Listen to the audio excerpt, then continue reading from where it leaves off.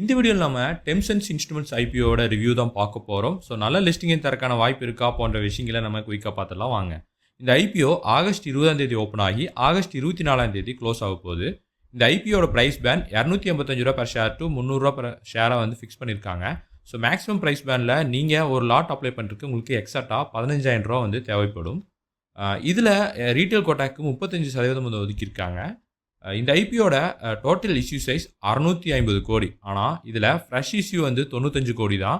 555 கோடி வந்து offer for sale தான். அதாவது 85% மேலே ஆஃபர் ஃபார் சேல் தான் இருக்குது. வெறும் 14.6% இஷ்யூ தான் வந்து பார்த்திங்கன்னா கம்பெனியோட டெவலப்மெண்ட்டுக்காக போய் சேரப்போகுதுன்னு சொல்லிட்டு நம்மளால் தெரிஞ்சுக்க முடியுது.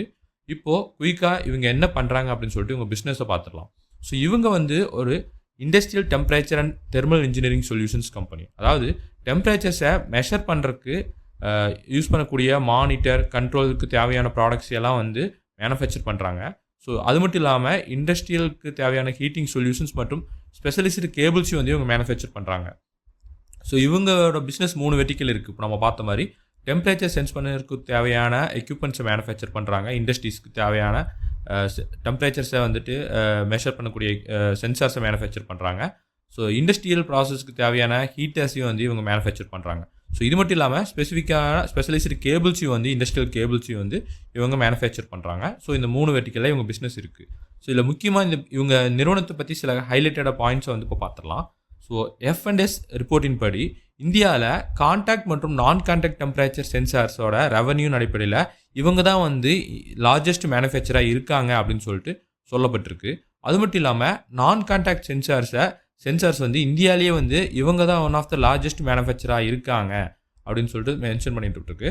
ஸோ ஒன் ஆஃப் த இல்லை ஒரே இந்தியன் மேனுஃபேக்சர் இவங்க தான் சொல்லி சொல்லப்பட்டிருக்கு நான் கான்டாக்ட் சென்சார்ஸில் மேனுஃபேக்சர் பண்ணுறதுல. ஸோ இதெல்லாம் வந்து பார்த்திங்கன்னா இந்த நிறுவனத்துக்கு ஒரு பெரிய ஹைலைட்டட் பாயிண்ட்ஸாக வந்து சொல்லப்பட்டிருக்கு. ஸோ அது மட்டும் இல்லாமல் இண்டஸ்ட்ரீஸ்க்கு தேவையான கஸ்டமைசேஷன் ப்ராடக்ட்ஸையும் வந்து இவங்க பண்ணித்தராங்க. இந்தியா மட்டும் இல்லாமல் இவங்க மற்ற கண்ட்ரிஸுக்கு வந்து பார்த்திங்கன்னா இதை எக்ஸ்போர்ட் பண்ணிகிட்ருக்காங்க.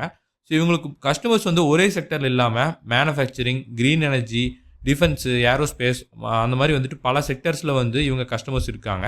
ஸோ அதனால் வந்து இவங்க ஒரே செக்டாரை மட்டும் நம்பி இருக்க தேவையாக அவசியம் இல்லை. ஸோ இதெல்லாம் வந்து பார்த்திங்கன்னா இவங்க பிஸ்னஸில் ஹைலைட்டடாக அதாவது பாசிட்டிவான விஷயங்களாக இருக்குது.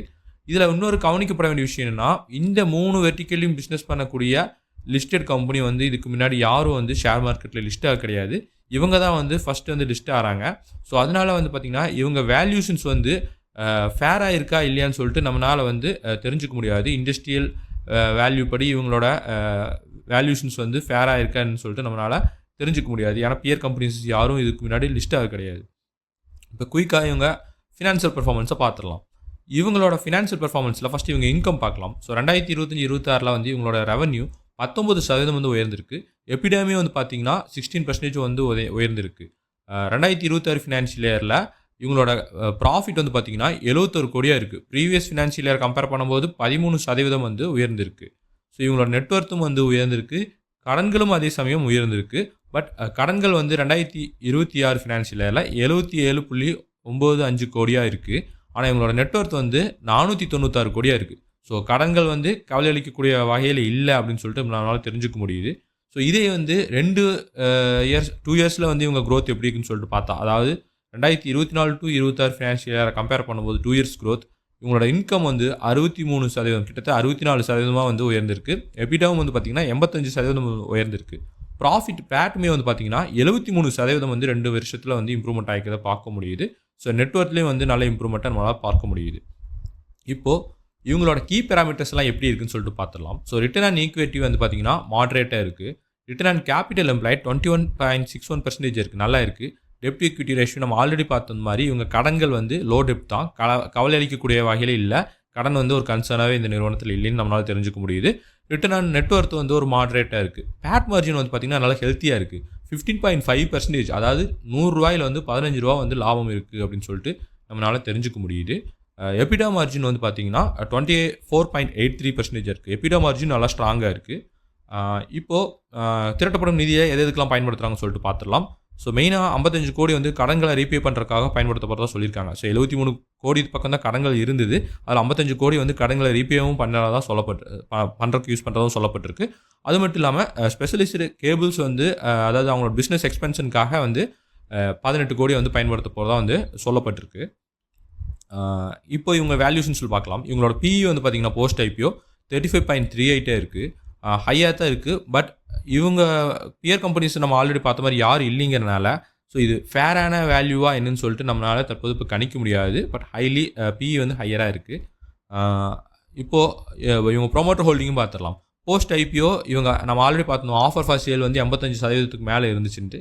ஈவன் அவங்க ப்ரொமோட்டர்ஸ் வந்து அதிகமான ஷேர்ஸை ஹோல்ட் பண்ணியிருந்தா செல் பண்ணியிருந்தா கூட இந்த ஐபிஓவில் 65% ஷேர்ஸை வந்து அவங்க தான் ஹோல்ட் பண்ணிகிட்டு இருக்காங்க. ஒரு டீசெண்டான ப்ரொமோட்டர் ஹோல்டிங். ஸோ அதனால் வந்து ப்ரொமோட்டர் ஹோல்டிங்ஸில் எந்த ஒரு கவலையும் அளிக்கக்கூடிய விஷயங்கள் எதுவும் இல்லை. ஓவராலாக இந்த நிறுவனத்தோட பெர்ஃபார்மன்ஸ் எப்படின்னு சொல்லிட்டு பார்த்துடலாம். ஸோ நம்ம ஆல்ரெடி பார்த்த மாதிரி இவங்க பிஸ்னஸ் வந்து நல்லா ஸ்ட்ராங்கான இருக்குது. ஏன்னா இவங்களுக்கு பெரிய காம்படிட்டர்ஸ்னு சொல்லிட்டு யாரும் இல்லை. ஸோ யூனிக்கான பிஸ்னஸாக இருக்குது. இது வந்து ஒரு பாசிட்டிவாக இந்த நிறுவனத்துக்கு இருக்குது. அது மட்டும் இல்லாமல் எபிடா மார்ஜின், ப்ராட் மார்ஜின் சொல்லிட்டு எல்லாமே வந்து நல்லா healthy operating and net margins வந்து எல்லாமே ஸ்ட்ராங்காக இருக்குது. ஸ்ட்ராங் ப்ராஃபிட்டபிலிட்டியாக இருக்குது. இவங்களோட கேபிட்டலும் வந்து ரிட்டர்ன் ஆன் கேபிட்டல் எம்ப்ளாய்டும் வந்து நல்ல குட் கேபிட்டல் எஃபிஷியன்சியை காட்டுது. கடன்களும் வந்து கவலையடிக்கக்கூடிய வகையில் இல்லை. ஸோ இவங்க ஃபினான்ஷியல் க்ரோத் வந்து நல்லா இருக்குது. ஃபினான்ஷியல் வைஸில் வந்து எந்த ஒரு ப்ராப்ளமும் இல்லை. ஸோ அது மட்டும் இல்லாமல் நல்லா 80+ கண்ட்ரிஸ்க்கு மேலே வந்து இவங்க எக்ஸ்போர்ட் பண்ணிகிட்ருக்காங்க. அது மட்டும் இல்லாமல் 50% 10.5% மார்க்கெட் ஷேரை வந்து இந்தியாவில் இந்த டெம்பரேச்சர் சென்சார்ஸில் வந்து இவங்க தான் ஹோல்ட் பண்ணிகிட்ருக்காங்க. ஸோ இதெல்லாம் வந்து இந்த நிறுவனத்தோட பெரிய பாசிட்டிவாக பார்க்கப்படுது. இங்கே நம்ம பார்க்க வேண்டிய விஷயங்கள் என்னென்னா இவங்களோட வேல்யூஷன்ஸ் வந்து சீப்பாக இல்லை, 35.38 இருக்குது. ஸோ அது மட்டும் இல்லாமல் 555 கோடி அதாவது 85% வந்து இந்த ஐபிஓவில் திரட்டப்படும் நிதி இவங்களோட ப்ரொமோட்டர்ஸ்க்கு தான் போய் சேரப்போகுது. ஸோ இதெல்லாம் வந்து ஒரு சின்ன கன்சர்ன்ஸாக வந்து இந்த ஐபிஓவில் பார்க்கப்படுது. ஸோ ஓவராலாக நம்ம ஃபினான்ஷியல் வைஸில் பார்த்தோம் எந்த ஒரு பெரிய இஷ்யூ வந்து இவங்க ஃபினான்ஷியல் வைஸில் இல்லை. ஸோ ஒரு யூனிக்கான பிஸ்னஸாகவும் இருக்குது. ஸோ இவங்க லேட்டஸ்ட் ஜிஎம்பி வந்து பார்த்தீங்கன்னா எல்லாத்துக்கும் வந்து ரொம்ப எக்ஸைட்மெண்ட் கொடுக்கக்கூடியதாக இருக்குது. ஸோ 58% வந்து இவங்களோட ஜிஎம்பி வந்து ஹையராக ட்ரேட் ஆகிட்டு இருக்குது. அதாவது 58% வந்து லிஸ்டிங்கின் தரக்கான பொட்டன்ஷியல், அதாவது பெரிய லிஸ்டிங்கின் தரக்கான பொட்டன்ஷியல் இருக்குது அப்படின்னு சொல்லிட்டு தற்போது அவங்களோட latest grey market premium indicate பண்ணுது. ஸோ இது வந்து ஜிஎம்பிங்கிற வந்து ஒரு ஆத்தரைஸ்டு எதுவும் கிடையாது. ஸோ இதுதான் உண்மையான ஜிஎம்பியாக இருக்கணும்னு சொல்லிட்டு நம்மளால் சொல்ல முடியாது. பட் இருந்தாலும் 58% வந்து ஒரு பெரிய லிஸ்டிங்கின் பொட்டன்ஷியல் இருக்கக்கூடிய ஐபிஓவாக இது நம்ம கண்ணு முன்னாடி காட்டுது. ஸோ இதுக்கு மேபி காரணம் ஒரு யூனிக்கான பிஸ்னஸ், அதெல்லாம் வந்து ஏதோ ஒரு ரீசனுக்குனால தான் வந்து கண்டிப்பாக இந்த நிறுவனத்துக்கு ஒரு ஹெவி டிமாண்ட் கிரே மார்க்கெட்டில் இருக்குது. ஸோ இது வந்து ரிஃப்ளெக்ட் ஆகுதா இல்லையான்னு சொல்லிட்டு நம்ம ஐபிஓ ஓப்பன் ஆன பின்னாடி சப்ஸ்கிரிப்ஷன் ஆகும்போதே தெரிஞ்சிடும். பட் ஜிஎம்பி ஹையராக இருக்கிறனால இந்த ஐபிஓட சப்ஸ்கிரிப்ஷன் நல்லாவே வந்து இருக்கிறதுக்கான வாய்ப்புகள் அதிகமாக இருக்குது. ஸோ ஓவராலாக பார்க்கும்போது இந்த ஐபிஓ அப்ளை பண்ணி அலாட்மெண்ட் ஆகிறவங்களுக்கு கண்டிப்பாக வந்து இது ஒரு ஜாக்பாட் ஐபிஓவாக இருக்கிறதுக்கான சான்சஸ் வந்து அதிகமாக இருக்குது. அதனால் கண்டிப்பாக இந்த ஐபிஓவில் நல்லா ஹெவி டிமாண்டும் இருக்கும். ஸோ இந்த இன்ஃபர்மேஷன்ஸ் எல்லாம் உங்களுக்கு யூஸ்ஃபுல்லாக இருக்கும் நம்புகிறேன். யூஸ்ஃபுல்லாக இருந்தால் மறக்காமல் இந்த வீடியோக்கு லைக் பண்ணிவிட்டு உங்கள் ஃப்ரெண்ட்ஸ்க்கும் ஷேர் பண்ணுங்கள். நம்ம சேனலை இன்னும் சப்ஸ்கிரைப் பண்ணாமல் இருந்தீங்கன்னா மறக்காமல் சப்ஸ்கிரைப் பண்ணிக்கோங்க. நன்றி.